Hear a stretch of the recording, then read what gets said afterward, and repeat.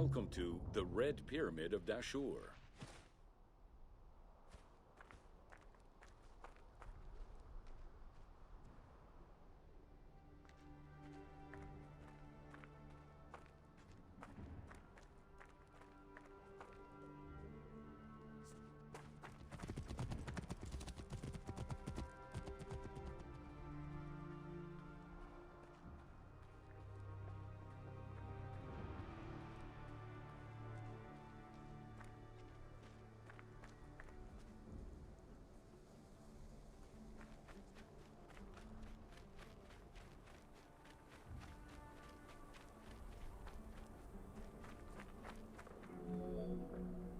The Red Pyramid was built 2 kilometers to the north of the Bent Pyramid. It was so named due to the reddish limestone used in its construction. The Red Pyramid reached a height of 105 meters. While the ground level of the Red Pyramid is lower than that of the Bent Pyramid, its height is virtually the same. The task of making the pyramid a geometrical, true flat-face pyramid brought about yet another new design concept: the use of casing blocks.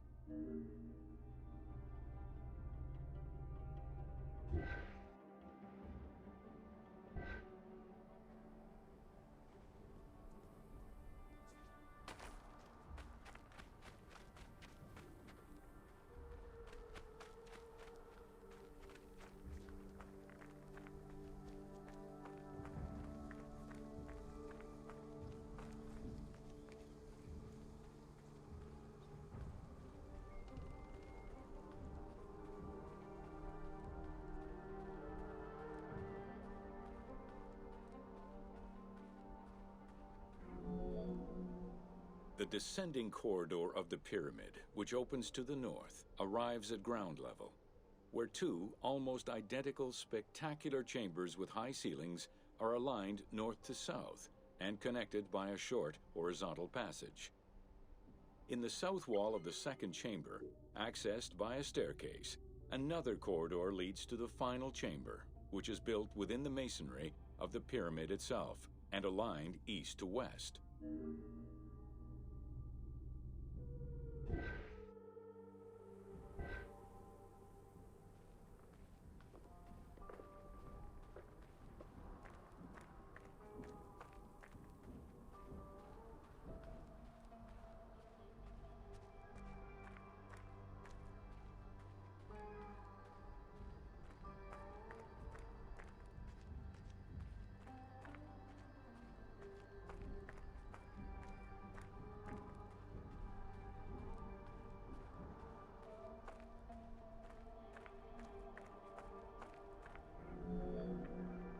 The annexes of the Red Pyramid consist of a small funerary temple located to the east.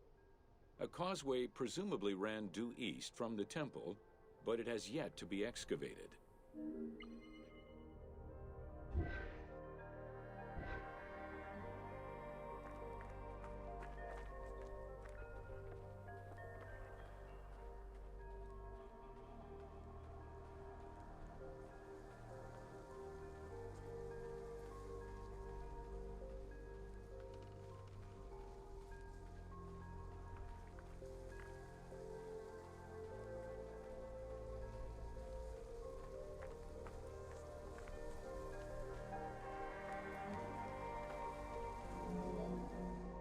The Red Pyramid was structurally sound, and once finished, marked a remarkable design milestone.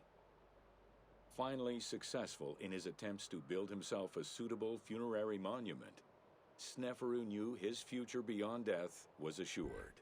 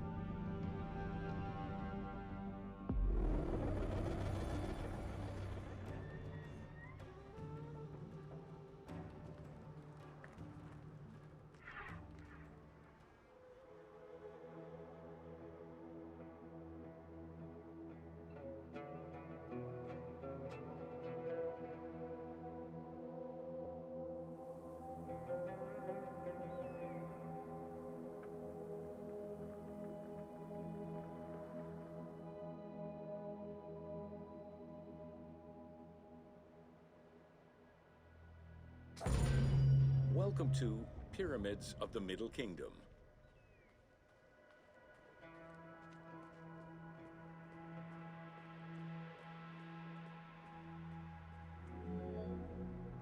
During the Middle Kingdom era, the powerful rulers of the 12th dynasty resumed the tradition of elaborate pyramidal tombs. For example, Amenemhat I built a funerary complex in Lisht, and Senusret II selected the Elahun site in the Fayum. Amenemhat II and Sesostris III, however, cast their favor towards Dashur. Amenemhat III built a pyramid there as well before moving to Hawara in the Fayum.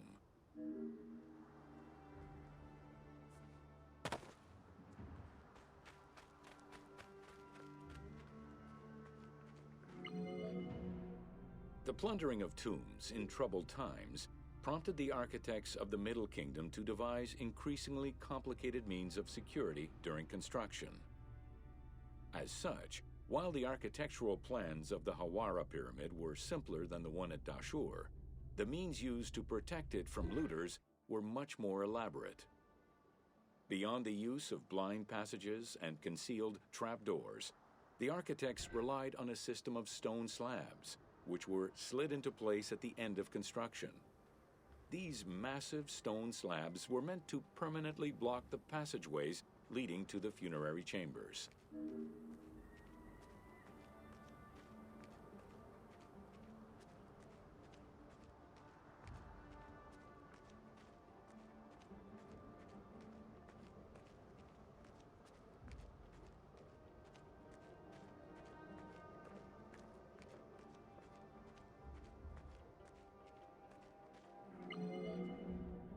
The kings of the 13th dynasty began building their pyramids at Mazguna, south of Dashur, then moved on to Fayum and Abydos. The kings of the 17th dynasty, however, satisfied themselves with crowning their cave tombs with small pyramids of raw brick. The kings of the 18th dynasty gave up the shape of the pyramid as a royal tomb entirely. They chose a mountain with a pyramidal shape in the Valley of Kings and dug their graves there.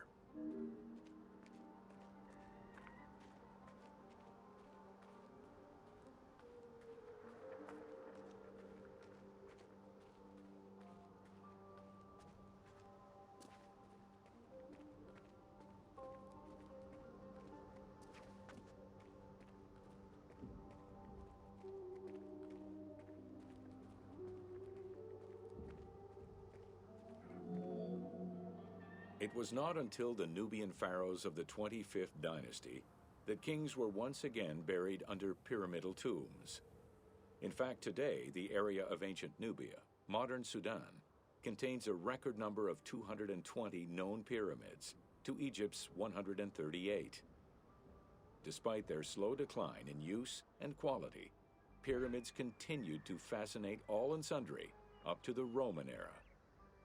They remain to this day a symbol of the religious dedication of the pharaohs and the grandeur of ancient Egypt.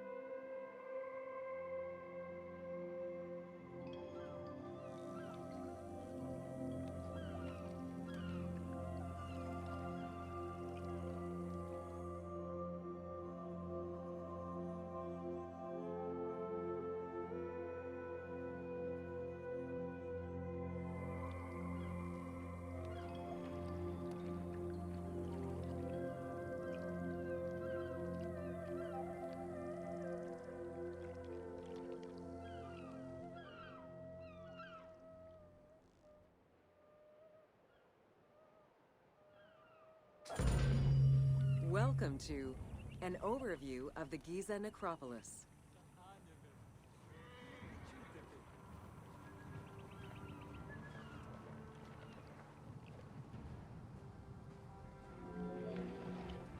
The Giza Plateau is located on the west bank of the Nile and was considered by ancient Egyptians as the domain of the dead.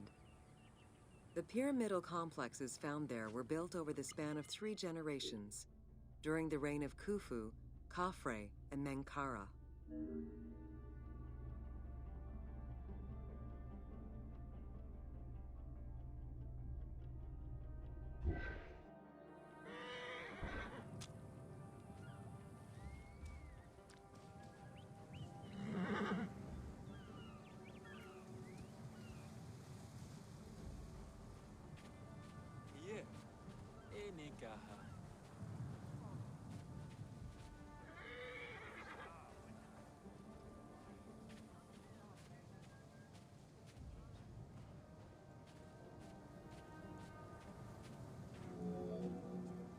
The Giza area, now famous for its 3 pyramids, is part of a wider grouping of funerary complexes.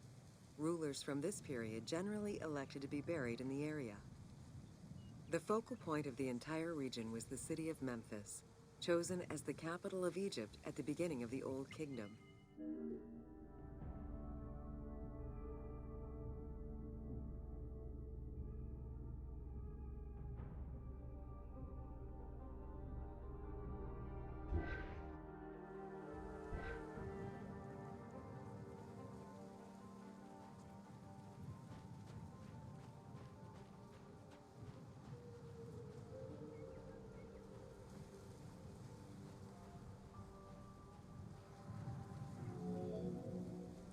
The placement of the Giza monuments, and particularly that of the pyramids, followed a practical yet strict alignment. First, they focused on cardinal points, and then they accounted for the natural geology of the plateau.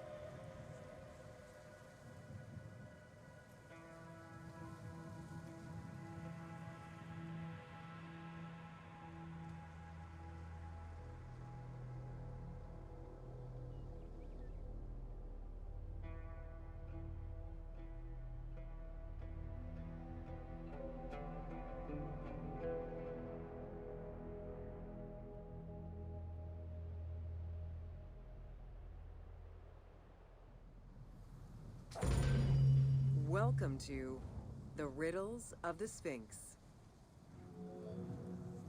A sphinx was originally meant to be a personification of the king.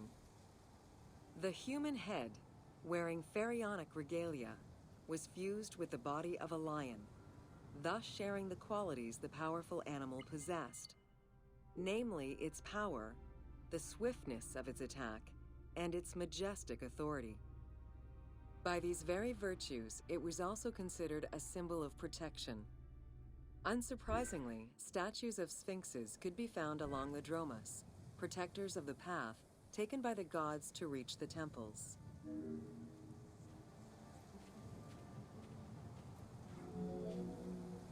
Over the centuries, enthusiasts and historians alike have wondered, who built the Sphinx? For what purpose? And who does it represent? These questions remain unanswered. Several theories do exist, however, some more credible than others. One theory supposes that Jedefre chose to pay homage to his father Khufu by building the Great Sphinx of Giza. The stone temple on the eastern face of the Sphinx would have been added later on by his brother and successor, Khafre, in order to strengthen the divine worship of their father. It would be the first Egyptian temple oriented with the sun.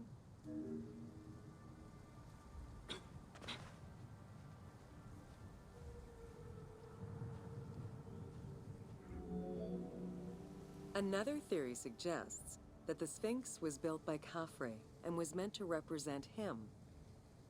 The arguments to support this hypothesis are based on the fact that the limestone beds used for the main work of the Temple of the Sphinx are geographically and architecturally similar to the Valley Temple of Khafre.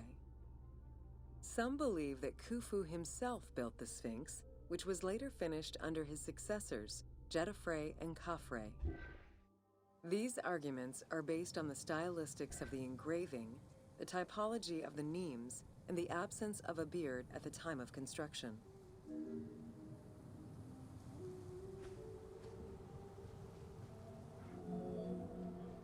While ancient Egypt as a whole leaves a rather monochrome vision of its monuments and statuary, it is vital to understand that in ancient times, absolutely everything was painted. The sun, eating away at the pigments of the colors, the sand, the climate, and the implacable impact of time unfortunately destroyed the glorious colors of the Sphinx of Giza. Documents from an Arab Egyptologist of the 12th century, Abd al-Latif al-Baghdadi, indicate that traces of red were still visible in his time. Today, however, the only color that remains are traces of red close to the ears of the Sphinx, as well as hints of blue and yellow on the nemes, traditional colors for that type of headdress. The pigments for the color red were man-made, obtained by mixing different products such as clay, quartz sand, and very finely crushed hematite.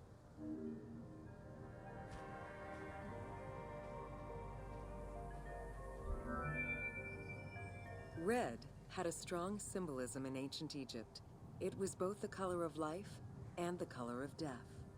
It could represent the sands of the desert or the brilliance of the sun. Red was also associated with the god Seth, vengeful and destructive. The Egyptian word for red, deshur, is also the word which was used to signify the desert, or the royal crown of Lower Egypt. In art, red was also the color used to paint the bodies of men, while yellow was used for women. It is possible that there were also color restoration efforts during the Saite period about 600 years before Cleopatra's rule, as indicated by notes on the inventory stele, discovered in 1858 by Auguste Mariette. It is because of this that the team made the decision to display it with its full range of colors, even though the Sphinx's colors would have likely faded by Cleopatra's time.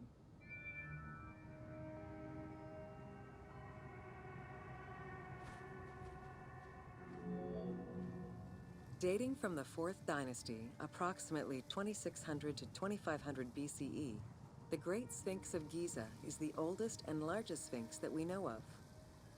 Carved from a natural limestone outcrop, the Sphinx measures 19.8 meters in height, 73.2 meters in length and 14 meters in width.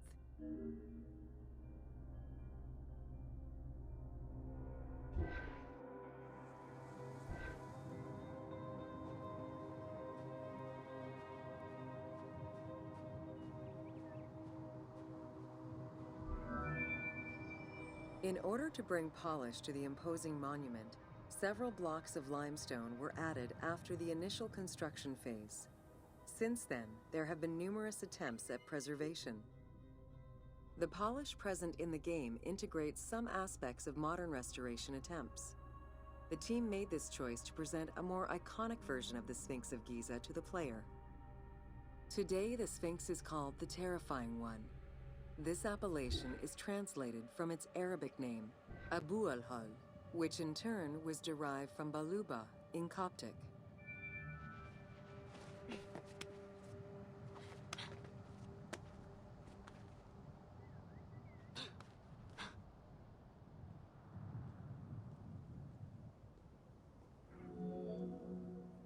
The Sphinx as a whole was carved in situ from a natural stone promontory. Its head was built in a limestone peak of the Mukattam Plate, and the body was sculpted in the underlying rock layer where it is located. The degradation of the Sphinx is due in particular to wind erosion and the different quality of limestone used in its construction. The level of sodium contained in the groundwater which abuts the stone is also a contributing factor.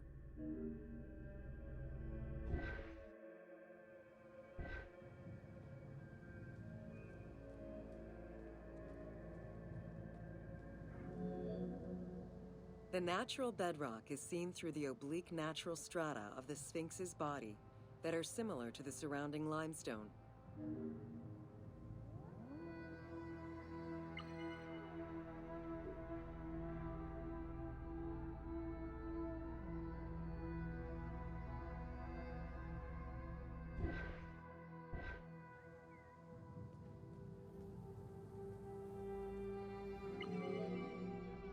Since antiquity, people have always believed there was a hidden tomb deep within the Sphinx.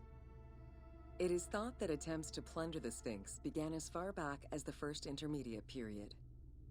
Since then, numerous attempts to pierce the Sphinx's secrets have been carried out, leaving indelible scars upon the monument.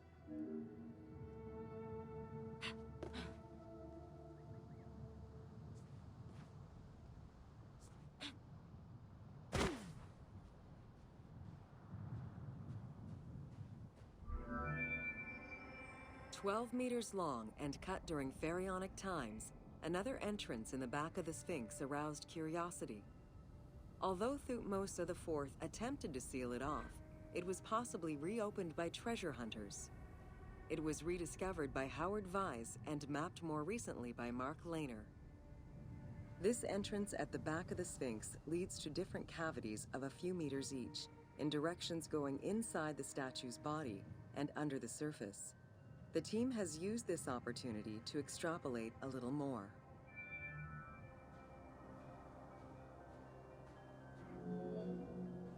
While there have been no major discoveries pertaining to the Sphinx of Giza in recent years, theories and hypotheses continue to emerge. Without validation provided by archaeological sources, however, they remain unsubstantiated.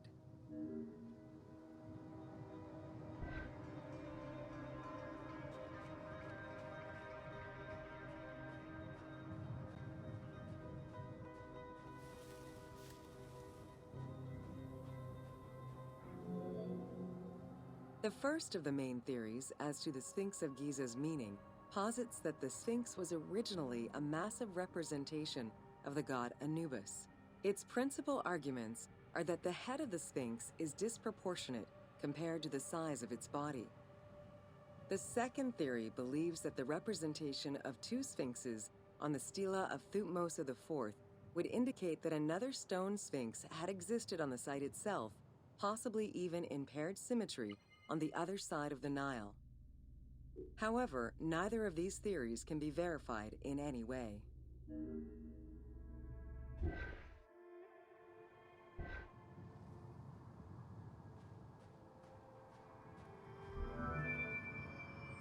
Several scientific projects using new technologies have been put in place in the past decades. The most important was led by Mark Lehner and his team, who specialize in the study and survey of the Giza Plateau, including the Sphinx site. The mapping made it possible to see the materials used to construct the Sphinx, analyze the different layers of erosion, and figure out the most fragile areas to protect. After a few attempts at giving the Sphinx artistic proportions, the team instead decided to use photogrammetry mapping to faithfully reproduce the proportions of the Sphinx.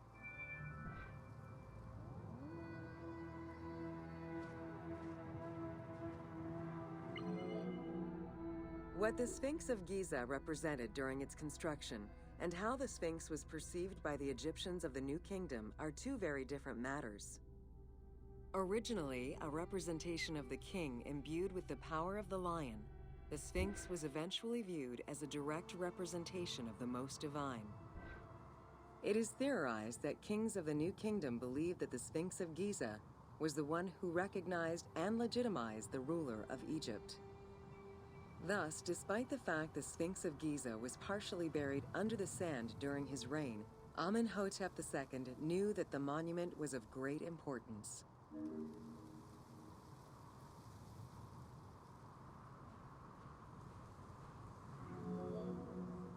Amenhotep II built a second temple dedicated for the Sphinx as Horemakhet to pay homage to Khufu and Khafre, his predecessors.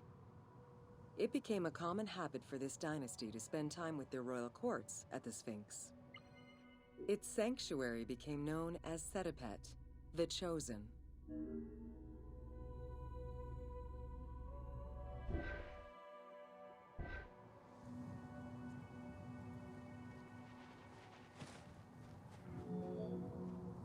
Egyptologist Mark Lehner believed that Amenhotep II built a statue of himself anchored between the paws of the Sphinx, likely to legitimize his reign, alongside a stela found by Salim Hassan.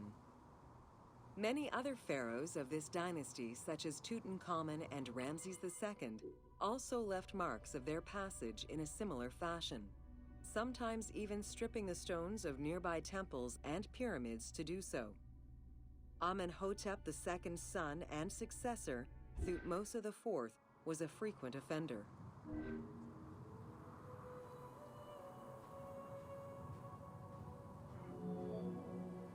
While sleeping between the Sphinx's paws, the future Thutmose IV saw in a dream the god Horemakhet proclaiming his coming accession on the throne of the two lands. This was, of course, on the condition that he remove all of the sand covering the Sphinx, which stood guard as the personification of the god, and should thus never be engulfed by the sands of the desert.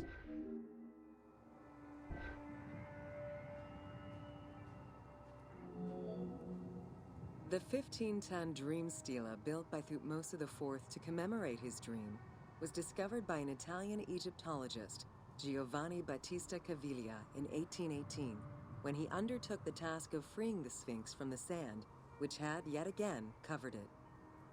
Caviglia was looking for an entrance into the structure of the Sphinx, but instead he discovered an open-air chapel and stelas between the paws. Ashes from a ceremony were still present. Protected by sand, they quite possibly were from the last ceremonies in Roman times.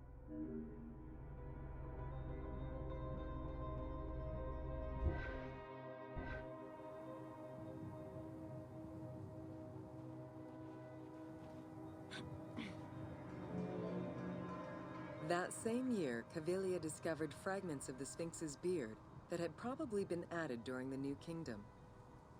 If many of these pieces are held by museums in Cairo, a fragment is displayed at the British Museum, along with a piece of the uraeus that was on the Sphinx's headdress.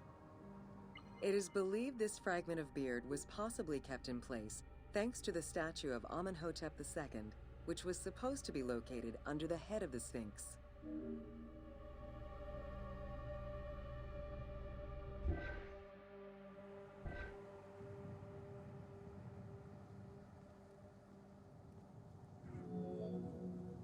A popular cultural legend purports that the nose of the Sphinx of Giza was lost during the time of Napoleon Bonaparte to the cannon fire of French soldiers in training. However, engravings from before the time of that campaign already depicted the Sphinx without a nose, indicating that it had been removed before the French campaign.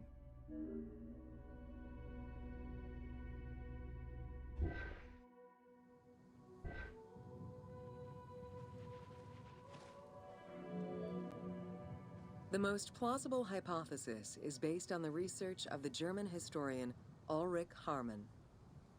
During the 1980s, Harman compiled medieval sources written by Arab authors. In doing so, he discovered that the Sphinx was once perceived as a favorable omen, a deity supporting sediment-nurturing floods and crops. Around 1378, a Sufi by the name of Muhammad Sa'im al-Dar could not stand this vision of the monument, and in an iconoclastic act, broke the nose of the Sphinx. According to the texts, he was then hanged and burned between the legs of the Sphinx for his crime.